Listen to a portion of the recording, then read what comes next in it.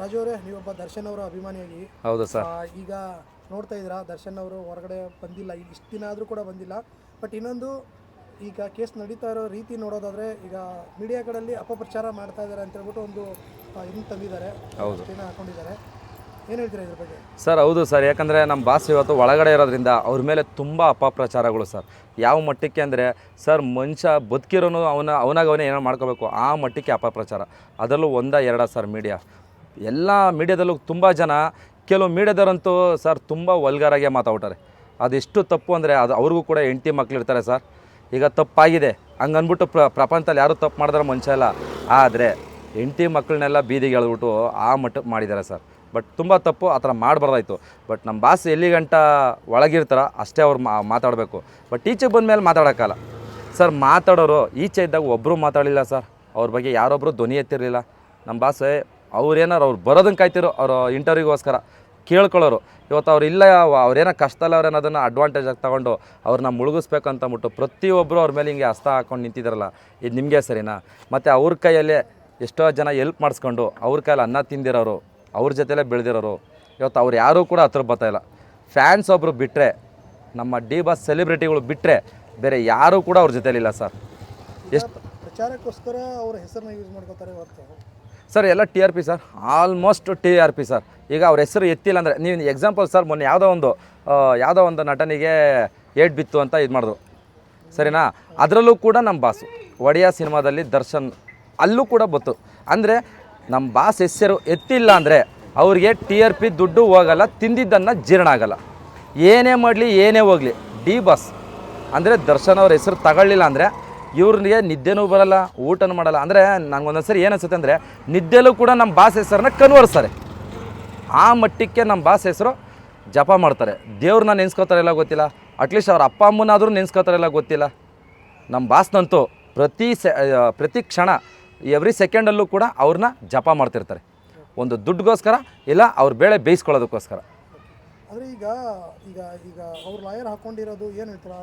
ಇದರಿಂದ ನಿಲ್ಬೋದು ಅಂತೀರಾ? ಸರ್ ಮಾಡಲೇಬೇಕು ಸರ್, ಯಾಕಂದರೆ ಕಾನೂನು ತಲೆ ಬಗ್ಲೇಬೇಕು. ಈಗ ಕಾನೂನಲ್ಲಿ ಈಗ ನಮ್ಮ ಬಾಸ್ ಈಗ ಒಳಗಡೆ ಇದ್ದಾರೆ ಅಂದಾಗ ಈಗ ಕಾನೂನು ತಲೆ ತಗ್ಸಿ ಅವ್ರು ಇರೋದು.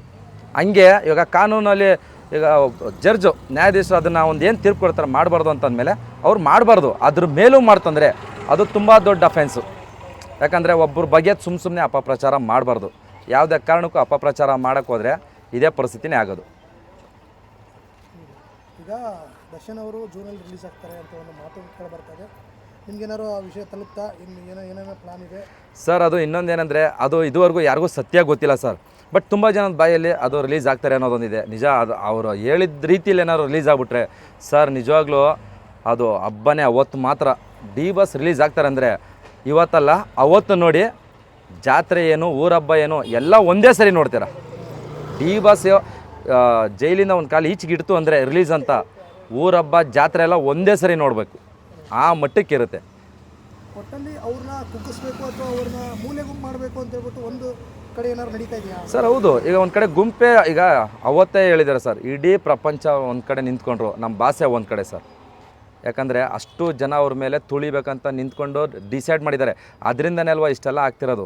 ಇಲ್ಲಾಂದಿರ ನಮ್ಮ ಬಾಸ್ನ ಇಷ್ಟೊತ್ತು ಯಾವತ್ತೋ ಈಚೆ ಬಂದಿರೋದು, ಬೇಲಾಗಿರೋದನ್ನು ಕೂಡ ಕ್ಯಾನ್ಸಲ್ ಮಾಡಿಸಿ ಒಳಗೆ ಕಳಿಸಿದ್ದಾರೆ ಅಂದರೆ ಅವ್ರ ಮೇಲೆ ಇನ್ಯಾವ ಥರ ಇರಬೇಕು ಅಂದರೆ ಅಷ್ಟು ಭಯನ ಇವ್ರಿಗೆ ಅನ್ನಿಸ್ತದೆ ಒಂದೊಂದು ಸರಿ.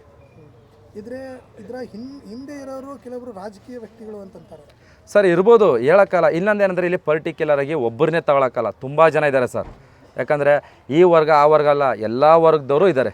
ಒಳ್ಳೆಯವರು ಕೆಟ್ಟವರು ಹೆಂಗೋ ಹಂಗೆ ಎಲ್ಲ ವರ್ಗದಲ್ಲೂ ಇದ್ದಾರೆ. ಈಗೇನು ನಮ್ಮ ಬಾಸ್ನ ಮೂಲೆ ಗುಂಪು ಮಾಡಬೇಕು, ಅವ್ರ ಲೈಫ್ನ ಅವ್ರ ಕೆರಿಯರ್ನ ಹಾಳು ಮಾಡಬೇಕು ಸರ್. ಅದೇನು ಗೊತ್ತಾ ಸರ್, ಈಗ ಕೆಲವ್ರಿಗೆ ಹೆಂಗೆ ಅಂದರೆ, ಈಗ ಆ ಮನುಷ್ಯನಿಗಿರೋ ಯೋಗ ಎಲ್ರಿಗೂ ಇಲ್ಲ ಸರ್. ಏನೇ ಆದ್ರೂ ಫ್ಯಾನ್ಸ್ ಇದುವರೆಗೂ ಬಿಟ್ಕೊಟ್ಟಿಲ್ಲ. ಈ ಥರ ಫ್ಯಾನ್ಸು ಯಾರಿಗೂ ಇಲ್ಲ ಅಲ್ವಾ ಸರ್? ಅದು ಕೆಲವ್ರಿಗೆ ಅಸೂಯೆ ಸಹಿಸೋಕ್ಕಾಗ್ತಿಲ್ಲ. ಅವರಷ್ಟು ಹೆಸರು ಮಾಡೋಕ್ಕಾಗಲ್ಲ, ಇನ್ನೊಂದು ಏನೇ ಇರ್ಬೋದು. ಬಟ್ ಅವ್ರ ಥರ ಯಾರಿಗೂ ಸಿಗದಿರೋ ಕಾರಣನೇ ಅವ್ರನ್ನ ಇವತ್ತು ಈ ಮನುಷ್ಯನಿಗೆ ಹಂಗೆ ಅನ್ನೋದು ಅದು ನೋಡ್ತಾವ್ರೆ. ಆ ಹೆಸರು ಹಾಳು ಮಾಡೋಕ್ಕೆ ಹೋಗ್ತಾರೆ, ಬಟ್ ಆಗ್ತಿಲ್ಲ. ಅಂದರೆ ಇನ್ನೊಂದು ವಿಚಾರ ಓಡಾಡ್ತದೆ ಏನಂದರೆ, ಅವರು ಈಗ ಹೊರಗಡೆ ಬಂದಮೇಲೆ ರಾಜಕೀಯಕ್ಕೆ ಬರ್ಬೋದು, ರಾಜಕೀಯ ಶಾಸ್ತ್ರನೂ ಕೂಡ ಹೇಳ್ತಾರೆ ರಾಜಕೀಯಕ್ಕೆ ಬರ್ಬೋದು ಅಂತ ಸರ್. ಬೇರೆ ರಾಜ್ಯದಲ್ಲಿ ಬಂದಾರ ಆ ರೀತಿ. ಈಗ ಇನ್ನೊಂದೇನೆಂದರೆ ಸರ್, ನಮಗೂ ಕೂಡ ಇದೆಲ್ಲ ನೋಡಿದ್ಮೇಲೆ ಬಂದರೆ ಒಳ್ಳೆಯದು ಅನ್ನಿಸುತ್ತೆ. ಯಾಕೆಂದರೆ ಬರಬೇಕು. ಈಗ ಸರ್ ದಳಪತಿ ಅಂದರೆ ವಿಜಯ್ ದಳಪತಿ ಆಂಧ್ರದಲ್ಲಿ ನೋಡಿದಿರಾ? ಆಂಧ್ರದಲ್ಲಿ ಯಾರು ನೋಡಿದ್ರೇಳಿ? ಹಾಂ, ಅಂಥ ಪವನ್ ಕಲ್ಯಾಣು ಕೂಡ ಯಾವ ಮಟ್ಟಕ್ಕೆ ನಿಂತು ಇವತ್ತು ಫೈಟ್ ಮಾಡ್ತಾವ್ರೆ. ಅದೇ ರೀತಿ ತಮಿಳ್ನಾಡಲ್ಲಿ ದಳಪತಿ ವಿಜಯ್ ದಳಪತಿ ಅವರು ಅಷ್ಟೇ ಸರ್. ಯಾವ ಮಟ್ಟಕ್ಕೆ ಅಂದರೆ ಅವರು ನೊಂದು ಬೆಂದೆ ರಾಜಕೀಯಕ್ಕೆ ಬಂದಿರೋದು. ಬಟ್ ಆ ರೀತಿಲಿ ಬಂದರೆ ಮಾತ್ರ ಸುನಾಮಿ ಎಬ್ರಿಸ್ಕೊಬರ್ತಾರೆ. ಬಟ್ ಬಂದರೆ ನಮಗೂ ಕೂಡ ತುಂಬ ಖುಷಿ. ಅದರಲ್ಲೂ ನಮ್ಮ ಡಿ ಬಾಸು ಏನಾದ್ರು ರಾಜಕೀಯಕ್ಕೆ ಬಂದು ಇದಾಯಿತು ಅಂದರೆ ಮಾತ್ರ ಎಲ್ಲೆಲ್ಲಿ ಅಲೆಗಳು ಎದ್ದು ಓಡೋಗುತ್ತಾ ಗೊತ್ತಿಲ್ಲ. ಆ ಬರೋ ಸ್ಪೀಡ್ಗೆ ಯಾರ್ಯಾರು ಧೂಳಿಪಟ ಆಗ್ತಾರೋ ಗೊತ್ತಿಲ್ಲ. ಬಟ್ ಆ ಸ್ಪೀಡಂತೂ ಇರುತ್ತೆ. ಅಂದರೆ ಅಷ್ಟು ಜನ ಬೆಂಬಲ ಸಿಗುತ್ತೆ. ಈಗ ಏನೂ ಇಲ್ದಿರೇ ಪವರ್ ಏನೂ ಇಲ್ದಿರೇ ನಮ್ಮ ಬಾಸ್ ಈ ಮಟ್ಟಕ್ಕೆ ಹೆಸರು ಮಾಡಿದ್ದಾರೆ. ಈ ಮಟ್ಟಕ್ಕೆ ಜನಗಳು ಸಹಾಯ ಮಾಡಿದ್ದಾರೆ. ಈಗ ಒಂದು ಆಶ್ರಮ ಮಕ್ಳಿಗಾಗಿರೋದು ಪ್ರತಿಯೊಂದು ಮಾಡಿದ್ದಾರೆ ಸರ್. ನಾನು ನೋಡ್ದಂಗೆ ಎಷ್ಟೋ ಕೆಲವ್ರಿಗೆ ಆಟೋ ಕೊಡಿಸಿದ್ದಾರೆ ಸರ್. ಪಾಪ ಅವ್ರ ಹೆಸರು ಹೇಳ್ಬಾರ್ದು, ಅವ್ರಿಗೆಲ್ಲ ಮಾಡಿದ್ದಾರೆ ಸರ್. ಅಂಥದ್ರಲ್ಲಿ ಏನಾದ್ರು ರಾಜಕೀಯ ಬಂದು ಗೆದ್ದು ನಿಂತರೆ ಸರ್ ಇಡೀ ಕರ್ನಾಟಕದಲ್ಲಿ ಅರ್ಧ ಜನಕ್ಕೆ ಸಮಸ್ಯೆ ಬಗೆಹರಿತು ಅಂದ್ಕೊಳ್ಳಿ ಸರ್. ಸರ್ ಅವ್ರದ್ದೇ ಪಕ್ಷ ಬಂದರೆ ಮಾತ್ರ ಅದು ಒಳ್ಳೆಯದು. ಇನ್ನೊಬ್ಬರ ಜೊತೆ ಸೇರ್ಕೊಂಡು ಬಂದರೆ ಅವರು ಅಡಿಯಾಳಾಗೋಯ್ತಾರೆ ಸರ್. ಬಟ್ ಇವ್ರು ಯಾವತ್ತೂ ಕಿಂಗ್ ಮೇಕರ್ ಆಗಿದ್ದಾರೆ, ಕಿಂಗಾಗೇ ಇರಬೇಕು ಸರ್. ಇವರು ಸಿಂಗಲಾಗಿ ಈಗ ದಳಪತಿ ಅವ್ರು ಹೆಂಗೆ ಪಕ್ಷ ಕಟ್ಟಿದ್ರು, ಈಗ ಪವನ್ ಕಲ್ಯಾಣ್ ಅವ್ರು ಹೆಂಗೆ ಪಕ್ಷ ಕಟ್ಟರು, ಅದೇ ರೀತಿ ಇವರು ಕೂಡ ಪಕ್ಷ ಕಟ್ಟಿ ಸಿಂಗಲ್ ಹ್ಯಾಂಡಲ್ಲಿ ಬಂದರೆ ಸರ್, ಇಷ್ಟು ಚಾಲೆಂಜಿಂಗ್ ತಗೊಂಡ್ರಲ್ಲ, ಇದು ಚಾಲೆಂಜಾಗಿ ತಗೊಂಡು ಬಂದರೆ ಮಾತ್ರ ಸುನಾಮಿನೇ ಸರ್. ಪ್ರಬಲವಾಗಿ ಕಾಂಗ್ರೆಸ್ ಮತ್ತು ಬಿಜೆಪಿ ಇದೆ, ಅವ್ರ ಜೊತೆಗೆ ಪೈಪೋಟಿ ಮಾಡೋಕ್ಕಾಗತ್ತಾ ಸರ್? ಯಾಕಾಗಲ್ಲ ಸರ್. ಸರ್ ಇವಾಗ ಯಾವ ರಾಜಕೀಯದಲ್ಲೂ ಕೂಡ ಫ್ಯಾನ್ಸ್ ಇಲ್ಲ ಅಲ್ವಾ ಸರ್? ಈಗ ಅವರೊಂದು ಒಳ್ಳೆ ಕೆಲಸ ಮಾಡಿದ್ರೆ ಅವ್ರಿಗೊಂದು ಫ್ಯಾನ್ಸ್ ಕ್ರಿಯೇಟ್ ಆಗ್ತಾರೆ.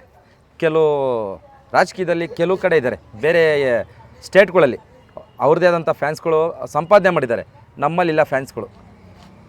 ಈಗ ಒಬ್ಬೊಬ್ಬರ ಹೆಸರು ತಗೊಳಕ್ಕಾಗಲ್ಲ. ಬಟ್ ಎಲ್ರಿಗೂ ಹೇಳ್ತೀನಿ, ಈಗ ಒಂದು ಪಕ್ಷದವ್ರಿಗೆ ಇಲ್ಲಿ ಇವ್ರನ್ನ ಅವ್ರು ಬೈಕತ್ತಾರೆ, ಅವ್ರನ್ನ ಇವ್ರು ಬೈಕತ್ತಾರೆ, ಬರೀ ಇದೇ ನಡೀತಿದೆ ಹೊರತು ಅವ್ರಿಗೆ ಫ್ಯಾನ್ಸು ಅನ್ನೋರಿಲ್ಲ.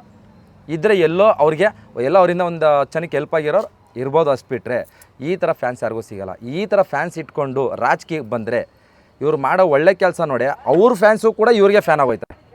ಇಲ್ಲ ಅವ್ರು ಕೂಡ ಇವ್ರು ಫ್ಯಾನ್ ಆಗ್ಬಿಡ್ಬೋದು. ಅಪ್ಪ ನಾವಂತೂ ಒಳ್ಳೆ ಕೆಲಸ ಮಾಡೋಕ್ಕಾಗಲ್ಲ, ಬರೀ ನಾವು ಜನಗಳ್ನ ಹಾಳು ಮಾಡಿದ್ವಿ, ಬಿಡಪ್ಪ ಒಳ್ಳೆ ಮನುಷ್ಯಕ್ಕೆ ಒಳ್ಳೆ ಕೆಲಸ ಮಾಡ್ತಾನೆ, ಅವ್ರ ಜೊತೆ ಸೇರೋಣ ಅಂತ ಬೇಕಾದ್ರೆ ಅವರು ಬಂದ್ಬಿಡ್ತಾರೆ. ಯಾಕಂದರೆ ರಾಜಕೀಯನೇ ಬೇರೆ, ಸಿನಿಮಾನೇ ಬೇರೆ. ಈಗ ಸಿನಿಮಾನ ರಾಜಕೀಯ ಥರ ಹೋಲಿಕೆ ಮಾಡೋಕ್ಕಾಗಲ್ಲ. ಹೌದು, ಫ್ಯಾನ್ಸ್ಗಳೆಲ್ಲರೂ ಓಟ್ ಹಾಕ್ತಾರೆ ಅನ್ನೋದು ಗ್ಯಾರಂಟಿ ಇಲ್ಲ ಸರ್. ಇಲ್ಲ ಸರ್, ಹಂಗೆ ಅನ್ನಕ್ಕೆ ಹೋಗ್ಬಿಡಿ. ಯಾಕಂದರೆ ಇಂಥ ಕಷ್ಟಲ್ಲೂ ಕೂಡ ಬಿಟ್ಕೊಟ್ಟಿಲ್ಲ ಅಂದರೆ ಸರ್, ರಾಜಕೀಯ ಅಂತ ಬಂದರೂ ಕೂಡ ಅವ್ರನ್ನ ಬಿಟ್ಕೊಡಲ್ಲ ಸರ್. ಸರ್ ಈಗ ಉದಾಹರಣೆಗೆ ಹೇಳ್ತೀನಿ, ಈಗ ನಿಮ್ಮ ಮಗ ಬೇಡ, ಇಲ್ಲ ನಿಮ್ಮ ಅಣ್ಣನ ತಮ್ಮನ ಸರ್, ನೀವು ಎಲ್ಲಿಗೆ ಹೋಗಿ ನಿಂತ್ಕೊಂಡ್ರು, ಯಾವ ಊರಿಗೋದ್ರೂ ನಿಮ್ಮ ಜೊತೆ ಬರಲ್ವ ಸರ್? ಬರ್ತಾರೆ ತಾನೆ, ಬಿಟ್ಬಿಟ್ಟು ಹೋಯ್ತಾರ ನಿಮ್ಮನ್ನ? ಹಂಗೇ ನಮ್ಮ ಬಾಸ್ನೂ ಅಷ್ಟೇ. ಅವ್ರು ಯಾವುದೇ ಈಗ ಸಿಂಗಲಾಗಿ ಬರಲಿ, ಇನ್ನೊಂದು ಕಡೆ ಇರಲಿ, ಬಟ್ ಅವ್ರನ್ನ ಯಾವುದೇ ಕಾರಣಕ್ಕೂ ಬಿಟ್ಕೊಡಲ್ಲ. ಬೇಕಾದ್ರೆ ಅವ್ರ ಜೊತೆ ಪ್ರಚಾರ ಮಾಡಿ ಬಂದರು ಓಟ್ ಬೇಕಾದ್ರೆ ನಮ್ಮ ಬಾಸ್ಗೆ ಹಾಕ್ಬಿಡ್ತಾರೆ ಸರ್. ಫ್ಯಾನ್ಸು ಇರೋಷ್ಟು ಆ ಫ್ಯಾನ್ಸ್ಗಳು ಓಟ್ ಬಿದ್ದುಬಿಟ್ರೆ ಸಾಕು ಸರ್. ಅವ್ರ ಲೀಡಿಂಗ್ ಎಲ್ಲೊಂಟಾಯ್ತದೆ, ಏನು ಕಮ್ಮಿನ ಸರ್ ಫ್ಯಾನ್ಸ್ಗಳು? ಕರ್ನಾಟಕದಲ್ಲಿ ನಂಬರ್ 1 ಫ್ಯಾನ್ಸ್ ಹೊಂದಿರೋ ಹೀರೋ ಅಂದರೆ ಯಾರು ಅಂದರೆ ನಿಮಗೆ ಗೊತ್ತು, ಗೂಗಲಲ್ಲಿ ಹೊಡೆದ್ರೆ ಬರ್ತದೆ ಸರ್. ಅದಕ್ಕೂ ಕೂಡ ಕ್ಯಾಂಡಿಡೇಟ್ಗಳನ್ನ ಹುಡುಕ್ಬೇಕು ಸರ್. ಈಗ ಅದಕ್ಕೆ ಹಂಗೆ ನೋಡೋಕೆ ಹೋದರೆ ಈಗ ಉಪ್ಪಿ ಸರ್ ಇದ್ದಾರೆ, ಅವರು ಕೂಡ ಪ್ರಜಾಕ್ಕೆ ಕಟ್ತಿದ್ದಾರೆ. ಇಂಥವ್ರು ಇವ್ರುಗಳೆಲ್ಲ ಒಗ್ಗಟ್ಟಾಗ್ಬಿಟ್ರೆ ಯಾಕೆ ಸರ್ ಆಗಲ್ಲ ಸರ್? ಪ್ರಜಾಕ್ಕೆ ಹೋಗ್ಬೇಕು ಅಂತ ಹೇಳ್ತಿಲ್ಲ. ಈ ಥರ ಈಗ ನಮ್ಮ ಬಾಸು, ಈಗ ಉಪ್ಪಿ ಸಾರು, ಇವರೆಲ್ಲರೂ ಒಗ್ಗಟ್ಟಾಗಿ ಇವ್ರದ್ದೇ ಆದಂಥ ಒಂದು ಪಕ್ಷನ ನಿರ್ಮಿಸ್ಕೊಂಡು, ಈಗ ಚಿತ್ರರಂಗನೇ ಬೇರೆ, ರಾಜಕೀಯನೇ ಬೇರೆ. ಈಗ ಅವ್ರ ರಾಜಕೀಯಕ್ಕೆ ಹೋಗ್ದಿರಾ ಈ ಇವ್ರುಗಳೇ ಒಂದು ರಾಜಕೀಯನ ಕಟ್ಕೊಬಂದರೆ ಸರ್ ಯಾಕೆ ಸರ್ ಗೆಲ್ಲಲ್ಲ? ಅಂದರೆ ಚಿಕ್ಕ ಪುಟ್ಟ ಏನು ಇವಿರ್ತಾವೆ ಪಕ್ಷಗಳು, ಅವನ್ನೆಲ್ಲ ಕಟ್ಬಿಟ್ಟು ದೊಡ್ಡ ಬಿಲ್ಡ್. ಹೌದು ಸರ್. ಈ ಬೇಸಿಕ್ಕಿಂದ ಏನು ಬೇಕು ಹೇಳಿ ಒಂದು ಮನೆ ಕಟ್ಟೋಕ್ಕೆ? ಪಾಯ ಪಿಲ್ಲರ್ ಇವೆಲ್ಲ ಬೇಕೇ ಬೇಕು. ಅದೇ ಥರನೇ ಇವರು ಪಾಯ ಪಿಲ್ಲರ್ ಆಲ್ರೆಡಿ ಎಲ್ಲ ಇದೆ. ಬಟ್ ಏನಪ್ಪ ಅಂದರೆ ಕರೆಕ್ಟ್ ಕ್ಯಾಂಡಿಡೇಟ್ಗಳನ್ನ ಹುಡುಕ್ಬಿಟ್ಟು ಹಾಕ್ಬಿಟ್ರೆ 100% ಗೆಲ್ತಾರೆ.